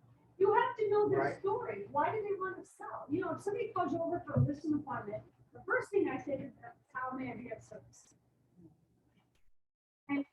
And so tell me why you're selling right now. What are your needs? Why are you selling? Do you need to sell? You absolutely need to sell. I always just ask them, I remember that was one of our questions. You absolutely need to sell the property. Because sometimes there are people who are in trouble and they absolutely need the property and they welcome you to come and buy their house. You might get good.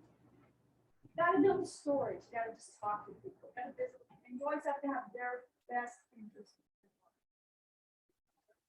That's what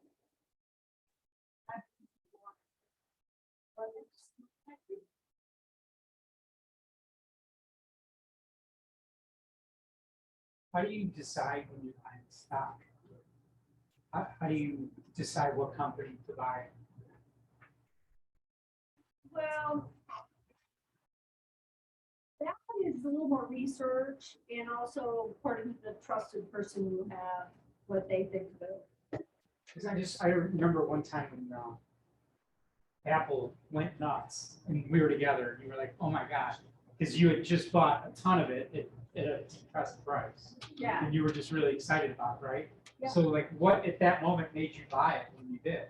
Well, there was one time I remember I buy a lot of Apple because when it goes down because my husband and my son are all things all Apple. I mean, everything in my house is Apple. My computer is Apple. My phone's Apple. My stereo, what TV is Apple now. I mean, Apple. So that's another one of those put your money where your mouth is first. But I will say this: my son wanted to buy Tesla for years. Wanted to buy Tesla so bad. And I would never buy it. He wanted it in his, in his retirement account. I would never do it. I said, oh, it's too expensive. It's not because I good tracker. But one day he goes, Mom, Tesla. They split and they've gone down. So I want to buy some Tesla. I said, okay. So I said, call your stockbroker, buy some Tesla. So the kid buys Tesla. And in the next year, it like tripled. So, I would never have bought this. But he followed it. So he knew what he was talking about. So, again, just know what you're buying.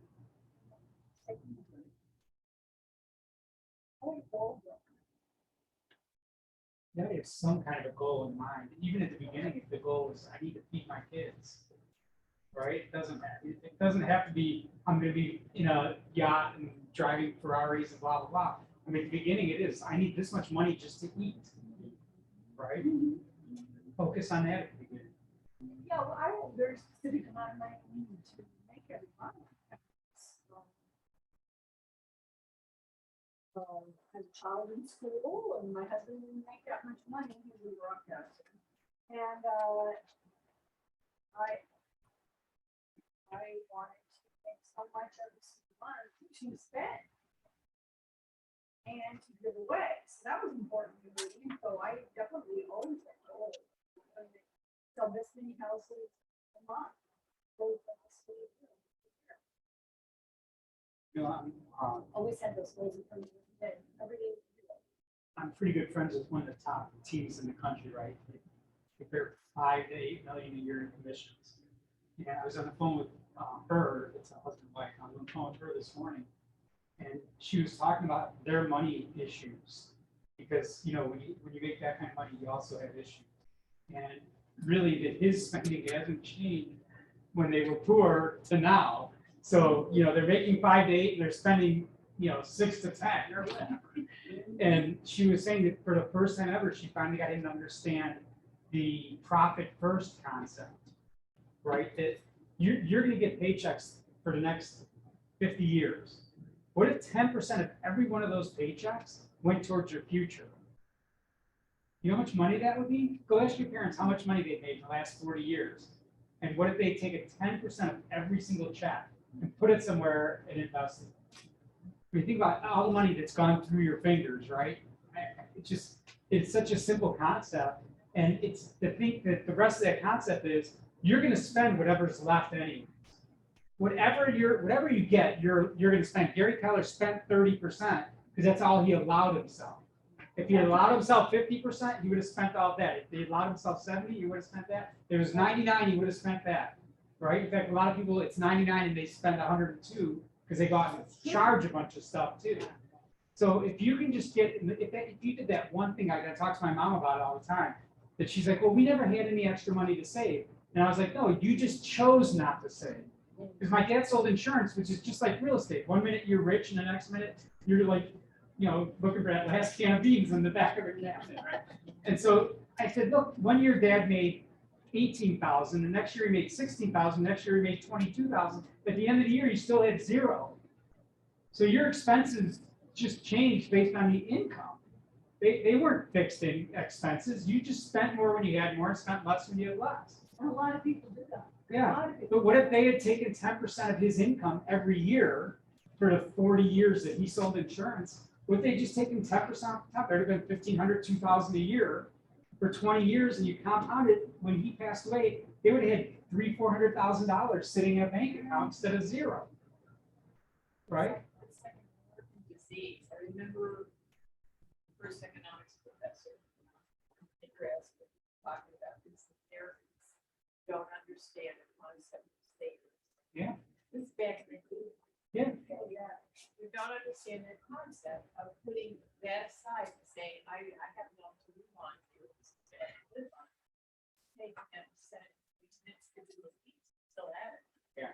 There's that Well, we credit card don't- that we- lasts. Yeah, we teach economics, but we don't teach Money. money. We don't teach about, you know, the wisdom or what money can do.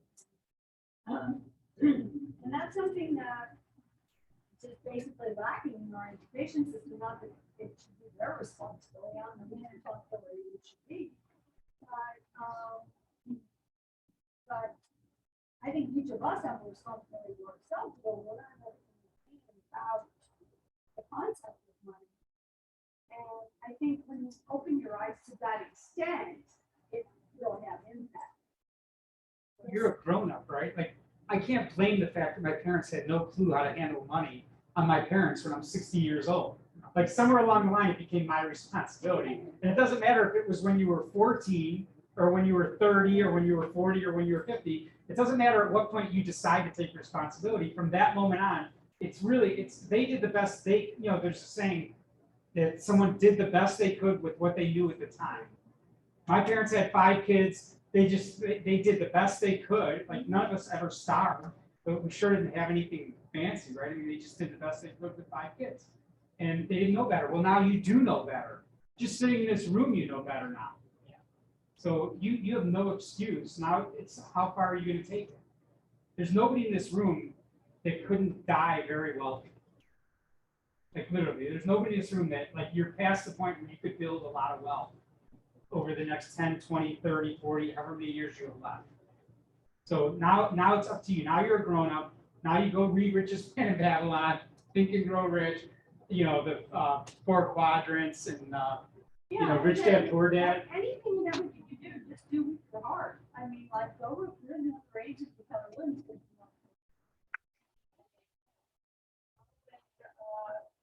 Buy an investment property. It's still investment property. Like, go research Tesla and decide if you want to buy Tesla stock. What's the future of Tesla? I mean, You whatever gotta think it of the is. future Yeah. while you're doing it. Don't buy an investment property right now to pay your car payment or Yeah. to buy clothes or whatever. Buy investment properties to someday never have to work again. That's what you should do with investment properties until you get to a certain level. What else? What other thoughts? Question. You buy as rentals or multi-unit buildings? Well, that's a good question. I think that's personal. I will tell you. I love my personal favorite thing to invest in was because in my market they were all brick, usually low maintenance, and I love the fact that if one was vacant, usually the other one was paying the rent. So no matter what, I didn't have to come up with very much to make the mortgage payment. If I had to come up with anything at all now. But that's why I love duplexes, because I never had a lot of outlay. Whereas if you have a single family home and you rent $1,600 a month, and then somebody moves out, and then it's got to have repairs, and that takes a month, and then now you got to find it. Then you're down $1,600 a month for a month or 2 months with no income. So that's the reason I like that. Now, multifamily, I don't know anything about that because I really never got into them. I've been looking at them. You talk about being able to have that spread, so you've got 6 and Yeah. one is vacant, you got 5 others. Exactly. Yeah. And this half, at least half of the building is cash flow, the other half is just Right. expenses. Right. Now, from an investment standpoint, I would look at what's going to have more appreciation, less repairs, that kind of thing, because you've got to look at the big picture.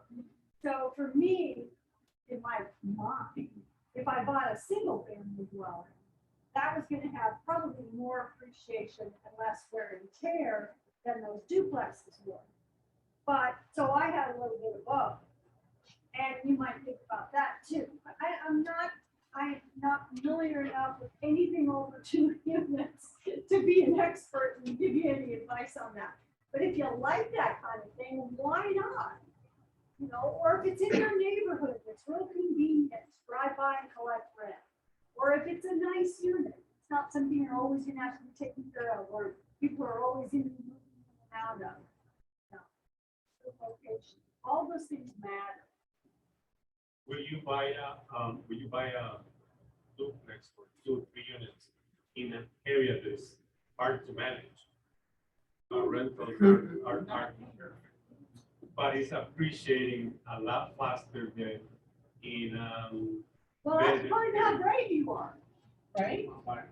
Yeah, because I know there are a lot of empty buildings that are boarded up on the south side, Well, that you can go and get quite easily. well, what about, Yeah, I but mean, am I going there? No. What scratch? I will tell you, I did hear this story, and I can't name names, but I heard this story because they applied for a KWCARES grant and they couldn't get it.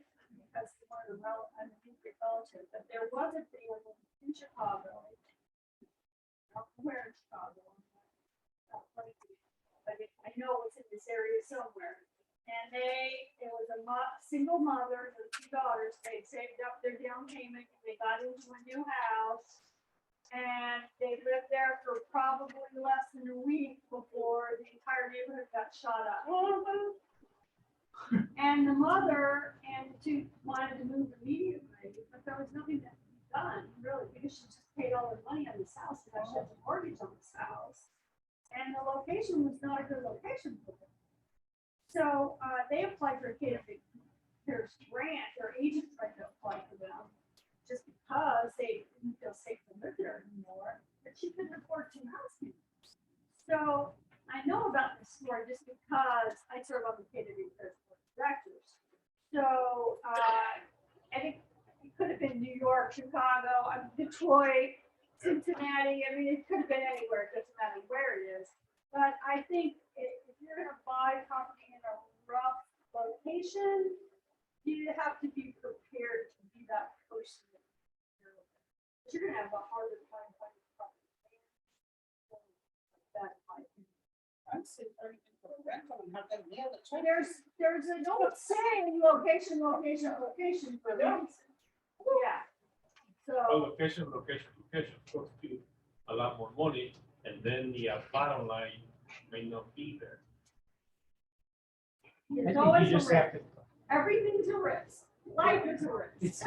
it's comfort zone, Yeah. you know, it's like, if, you know, like I was saying, like with Tony buying all those houses, he doesn't know what neighborhood they're in. Doesn't make any difference. There's a manager taking care of it, right? And they cash flow, and he's happy with You that. know what it reminds me of? We had a friend in my grade a million years ago, and he was like the #1 agent. And he was Hispanic, and he would knock on doors yeah. in Hispanic neighborhoods. And the neighborhood. In was LA. In LA. And the neighborhood were so dangerous that when he stepped on the lawn, he said, "Hello, it's so-and-so. I'm your local real estate agent," before he even knocked on the door. Yeah. He also And paid the gangbangers to sit with his car oh, while yeah, he went and door knocked. Yeah. But he would literally pay them to just stay there so nobody messed with his car, and then he'd go door knock. I'm done. I'm done. We knocked on doors all day long, all day long. Knocked on 500 doors a day. Because you want to list your house or sell your house, meet me in my office tonight at 8 o'clock. And then the next one, meet me in my office at 8:15. Meet me in my office at 8:30. Meet me in my office at 9 o'clock. And then starting at 6 o'clock at night, you'd have people out in his lobby waiting to lose their house with him because he spoke their language. They felt comfortable with him. They were confident he was going in their neighborhood and that they could get that job done. His listing appointments were group appointments. You just take a bunch of the people in the room and say, "Here's how I'm going to sell your house. Da, da, da, sign here." Then you go in the other room, in the buyers in the other room. He did, without being in the MLS, he did over 400 sales a year. Yeah, and that Just- this was like 25 minutes. But he door knocked 7-8 hours every single day. Yeah. I mean, With that's, security, what's that? with security. With the guys watching his car. Otherwise, he was fine. He walked. But you know, that's the thing when people say, "What's the best way to do it?" The best way is to do it is whatever way you choose that you're Right, comfortable to it do it, right? Yeah. You figure out who's the clientele, what's the neighborhood, or is it not a neighborhood? Is it, you know, you want to work with celebrities, or do you want to work with, you know, middle class, or you want to work with people having a hard time buying? You know, we were talking earlier about during the crash, we got really great at short sales, helping people, you know, like who do you want to help? Who do you want to be in your world? And you want to spend time with, and then go master that. Go be amazing at it. And all you have to do is find, you know, we had a couple Bears players that we sold one year. We met one, and he just like literally walked in the door and was like, "Oh, this is so and so. He wants to buy a house too." We're like, "Who's sitting there having lunch with 2 Bears?" You know, they both bought $1 million house, you know, $1 million plus, and it's just like that fast, you know, because the people that, you know, rich people are hanging around with other rich people, right? And poor people are hanging around with other poor people. And if you have a good system for helping poor people, that's some God's work, right? Like it's some incredible work. That's what he You have a did. That's what system our for it. did. Yeah, that's what he did. Those people had nobody to help and represent them. He went into that neighborhood and made a difference to those people. 99% have never seen speaking. He made millions doing that, the same as someone else who's, 10 blocks away in Beverly Hills, selling $1 million houses, didn't matter. Right? What do you have passion for? So, question, just out of curiosity, you guys talked about how long you've known each other, and you talked about other people that, and you partnered in certain deals. How did you guys know that you were a good fit to work with each other? Still not sure. How did you- Are you trying to figure out my true? What are you You know, before- I'm sure. You're out, dude. Do you have a rental? It's so sad because you guys are such a good team. I'm looking for a rental. We were in a mastermind with, like 10 other people, and by the way, over the years, we have invested in those other people. We have done some deals. Because we were comfortable with them. I would say, first thing, if you're gonna partner with anybody, not other than your spouse, but if you're gonna partner with anybody, just be careful who you're gonna partner with. That's the one thing I would say. If I have been successful in one thing, it's getting out of bad partnerships. So you have some bad partners. I do. Oh, yeah. And we are. That's the same thing. It's just part of that. And you didn't go into them thinking they were bad, right? You think you're in No, alignment of course and not. whatever it is. But it's funny, the worst bad partnership I've had, which hasn't been that many, but Doris said up front, No. no, but it's just, because you said up front that you didn't, there was something, I'm not gonna talk about it, but there was something you didn't like about it. And it literally was the downfall of that relationship 6 years later, 8 years later. It was right on the issues that Doris, that I ignored, that Doris said, no, this is very obvious. That's why we have the hiring process we do with Keller Williams. Because people reveal themselves. When you spend more time with them, you get to know them, right? You just went through our hiring process. Isn't it insane? Yeah. Have you ever experienced anything like that? You got me in a room and I was just like, okay. How about all the steps even before you got in the room with us? Yeah, Right? absolutely. But do you think you got to know us really well? Yeah, And we feel like we got to know you really well. Yeah. Right? That's the whole purpose. You're, because it is a part, like you are Vicky's partner now. You know what I mean? You're all of our partner right now. We wanted to get to know you before we brought you into our world. And yeah, we've had some terrible partnerships. Yeah, and we don't always agree on everything. That's either. But I think that's sometimes that's the yin and the yang, the beauty of the partnership is a one person.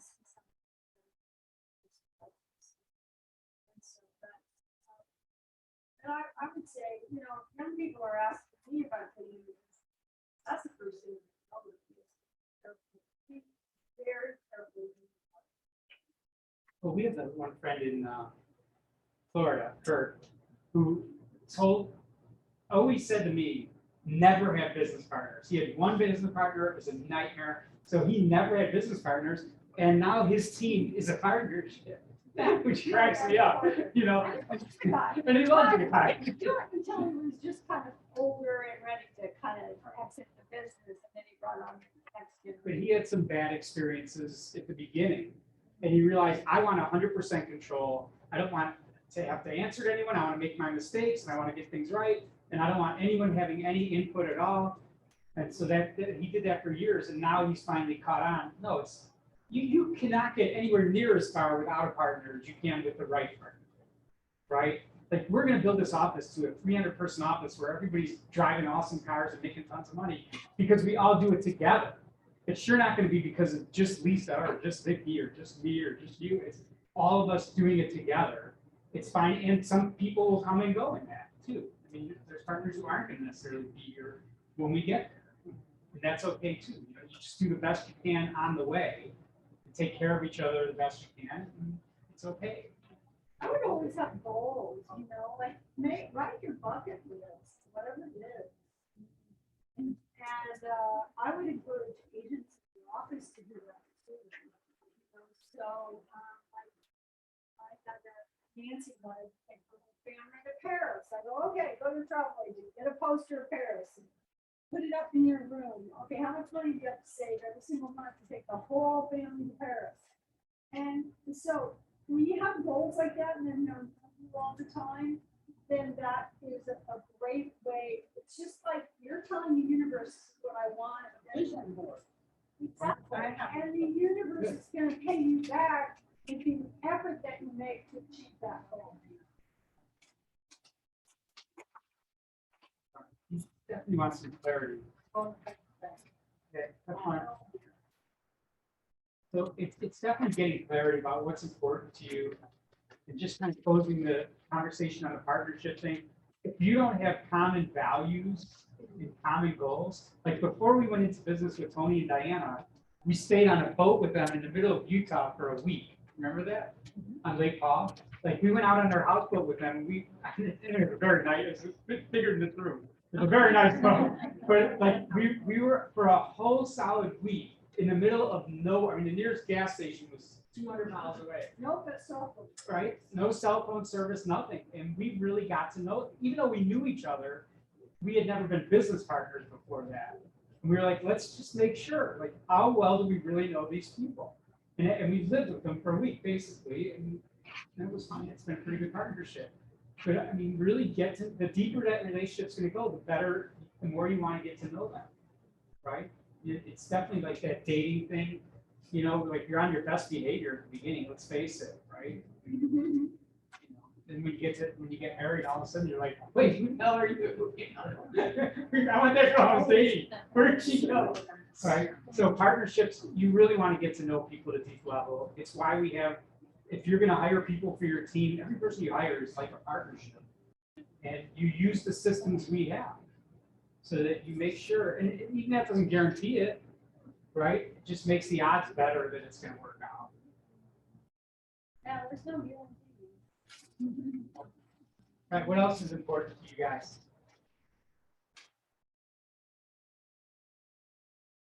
About real estate, what's happening quicker these days?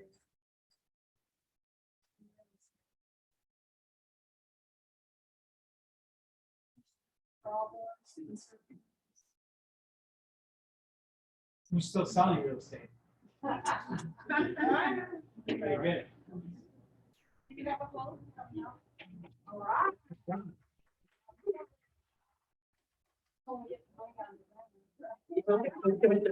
Where'd the client come from? That was actually just speaking at the mall. You know, worked at the T-Mobile store today. This guy didn't say he wanted to purchase the property. He's looking to build his portfolio. We're closing this one and already looking for the second. So how many times have you gone back to the mall to look for the next guy? I have not gone back to the mall. Because you wouldn't want to do it work. Right? Go find some new method, you know, right? Like when something works, go do it again and see if it's actually duplicatable. I mean, I'm serious. Like, Well, I'll tell you what I did do because, my husband, he cuts his hair at this particular barber. And I think it was you who were talking to us, or was it the guy at Bolt? No, it was the guy at Bolt, actually. He said, go to the businesses that will support you. yeah. Because you're supporting them. Absolutely. And so the barber didn't want him to put my cards there. And he was like, you know what? I don't think I'll be coming back here. Yeah. And the guy was like, why? He said, well, I am here paying you and supporting you. The least you can do is support my family, you know, by letting me put my Where do you cards think the there." money comes from that I'm paying you? Exactly. Send me some business so I can pay you more to take care of me. He found a different barber and the guy was like, sure, put them here. Put Yeah. other cards. So I- that made perfect sense. I changed accountants that way. I changed Yeah. dentists that way. And Exactly. you can also let them know your expectations. I mean, I think that's important.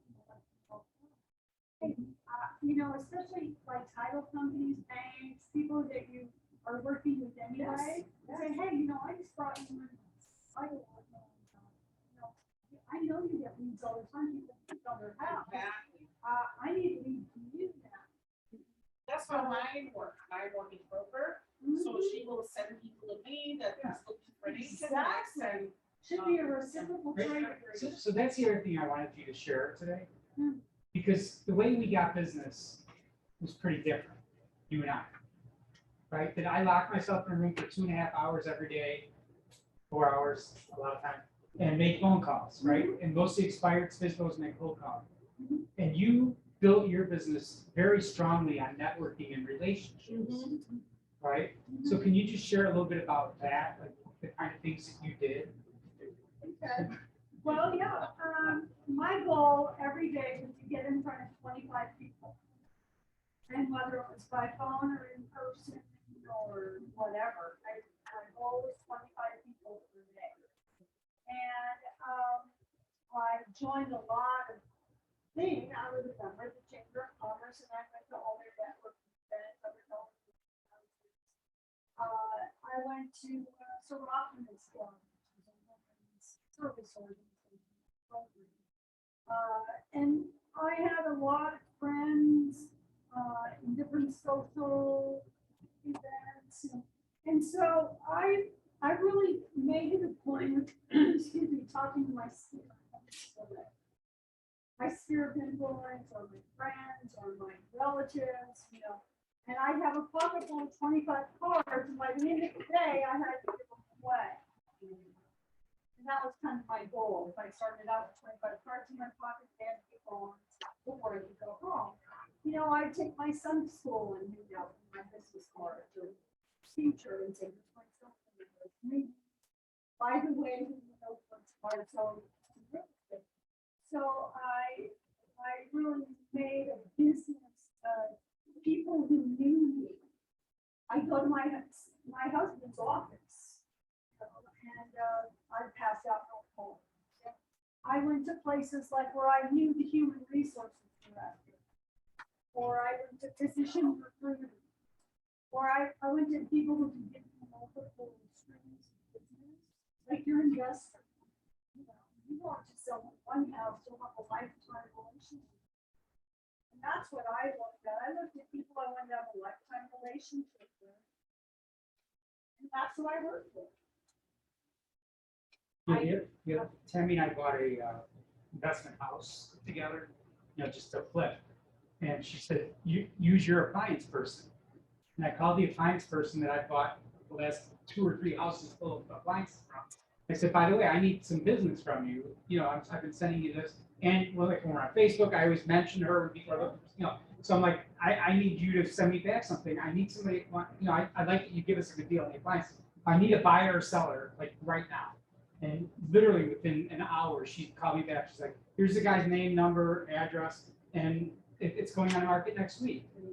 Right? But if you don't ask, they don't even think of it that way. Right. And now she knows that she needs to be keeping her eyes open for business for me too. Well, you have to ask for it. They don't automatically assume that they're going to think, oh, she gives me this production, it's her business. That's not the way the world works. You have to ask for it. And the other thing I always used to say is, I need your help. Because people love to help other people. They just do. So when someone says, I need your help, you don't ever want to turn away. Well, you always want to help them. That's just the way we are as human beings. And so I would always say, I need your help. I need your help. But also, I sold 2 houses weeks ago, and one of the families needed some work done. So the guy that I said to them, that I referred to them and offered to work, the contractor, he and I was having a conversation, and I said, you can get a lot more work if you help to refer me to that I try to sell or whatever. It's like, it's a done deal. And he's also a DJ, so he's like, I'm gonna start putting your name out there and say, you're like one of the top sellers of Keller Williams to contact me. I was like, really? Yeah. So, but if I didn't say anything, Right. he wasn't gonna be thinking that. So, yeah, that It was. also perfect. reminds me, Vicki, who sponsored lunch today? Bianca, So guarantee rate. since she's not here anymore and we never mentioned her while she was here, would it be asking too much of you guys to email and or text her and say, thank you for sponsoring our lunch today and bringing Doris into town for us? But what's do you know her phone number and email address? I mean, if she got a message from every single one of you thanking her, she'll be blown away. right? Please It's pick showing up our her appreciation. information in the sponsorship area. Okay, her phone number is 708-203-7260, if you don't already have it. Yeah, I have one in my phone.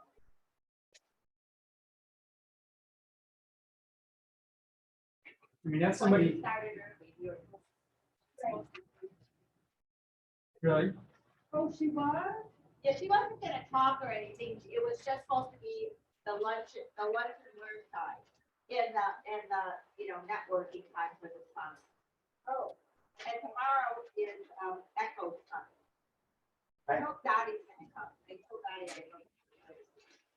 I don't. okay. oh, so that's, just like we want people to refer and talk to us, right? The people that sponsor, I mean, Right. people like that just wrote a check so you could come in here and eat tacos, and we could afford to bring Doris into town to hang out with us, Sure, right? you could afford me. Well, you're pretty expensive. You're not cheap. Your outfit costs more than all my cars I've bought. I know, it's true. All right. So what other questions, Jim? You've been really quiet today. Right now, I can probably think of one if Amy put it.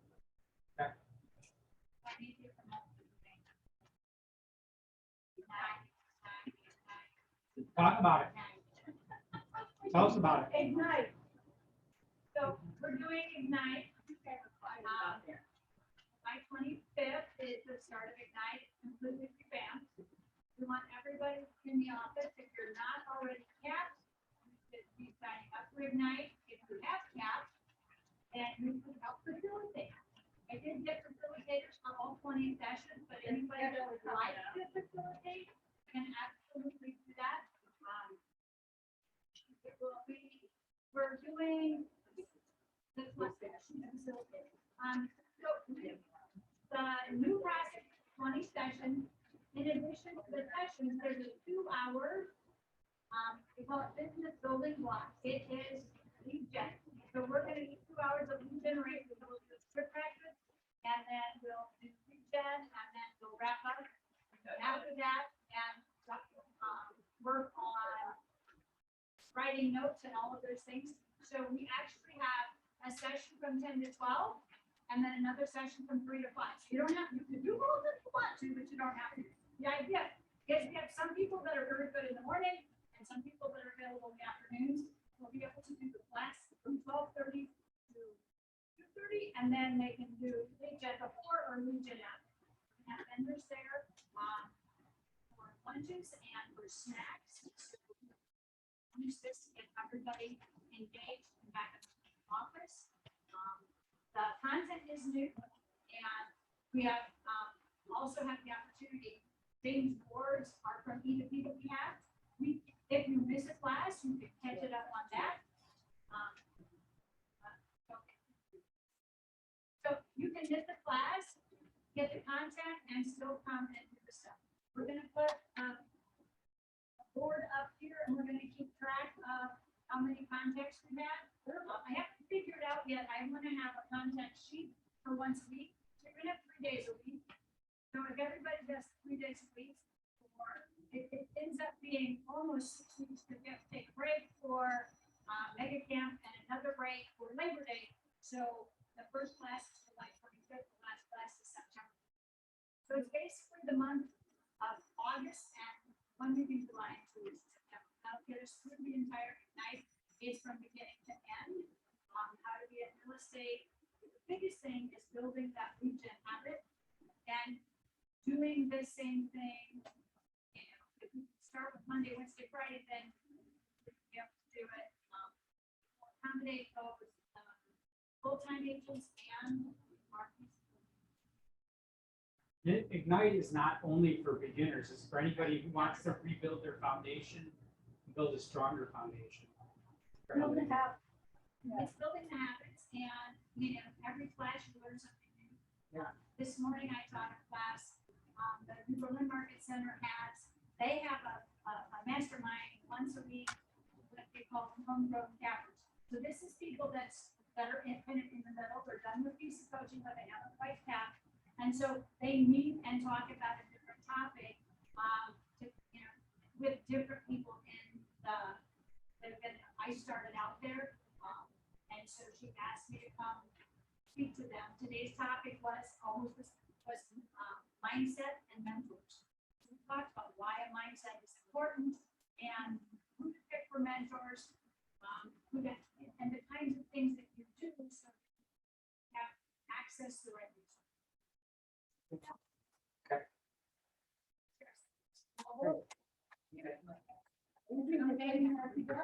Why don't you maybe just introduce Brittany while she's here? Sure. Brittany, stand up. Brittany, stand up. We're excited, Brittany. Hello. We'll be joining us next week as our agent services / market services trainer. So we're really excited to have her start to be on board with us, and so she'll be up here and kind of learning and getting all oriented. So now everyone. And she'll be introducing herself to all of you, I'm sure. And so you can help her as she gets oriented and ask her if she has any questions, and she's gonna be asking you. So welcome. So I have a suggestion. Everybody take 3 minutes and write down some action you're gonna take from what you just learned today. Great idea.